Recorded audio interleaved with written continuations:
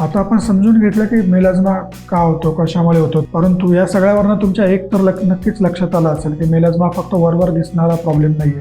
त्यासाठीच त्याला इंटरनल आणि एक्सटर्नल अशा दोन्ही उपचारांची गरज असते. त्यामध्ये तुम्हाला होमिओपॅथीचा खूप जास्त उपयोग होतो. आता आपण बघूयात होमिओपॅथीमध्ये याच्यासाठी कोणकोणती औषधं उपलब्ध आहेत. यातील सगळ्यात महत्त्वाचं औषध आहे सेपिया.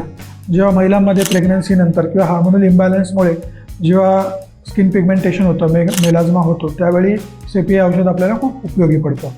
त्यानंतर पुढील महत्त्वाचं औषध आहे लायकोपोडियम. जेव्हा इंडायजेशनमुळे, पोटातील बिघाडामुळे किंवा लिव्हर प्रॉब्लेममुळे जेव्हा डाग पडतात, जेव्हा स्किन पिगमेंटेशन होतं, त्यावेळी लायकोपोडियम हे औषध आपल्याला उपयोगी पडतं. त्यानंतर पुढील महत्त्वाचं औषध आहे सल्फर. जेव्हा स्किन डागांसोबत जेव्हा त्वचेला आग येते, खाज असते, त्यावेळी सुद्धा सल्फर हे औषध आपल्याला उपयोगी पडतं. यासोबतच ग्राफायटिस, नॅट्रामोर, हेमॅमालिस अशी काही महत्त्वाची औषधं आहेत जी आपण स्किन पिगमेंटेशनसाठी खूप कॉमनली वापरतो. परंतु ही सगळी औषधं प्रत्येक केसनुसार वेगवेगळे असतात, त्याचे डोसेस वेगवेगळे असतात, त्याची मात्रा वेगवेगळी असते, त्याचं ड्युरेशन वेगळं असतं. त्यामुळे तुम्ही स्वतः औषधं घेऊ नका, डॉक्टरांच्या सल्ल्यानेच ही औषधं घ्या. जर तुम्हाला यातलं काही लक्षण जाणवत असेल, जर तुम्हालाही पिगमेंटेशनचा त्रास तर कमेंटमध्ये मेलाझ्मा लिहून कळवा. आणि इतर कोणाला असं स्किन पिगमेंटेशनचा प्रॉब्लेम असेल तर त्यांना नक्कीच शेअर करा. जर तुम्हाला ट्रीटमेंट चालू करायची असेल तर खाली दिलेल्या नंबरवर कॉन्टॅक्ट करून आपण अपॉइंटमेंट बुक करून ट्रीटमेंट चालू करू शकतो.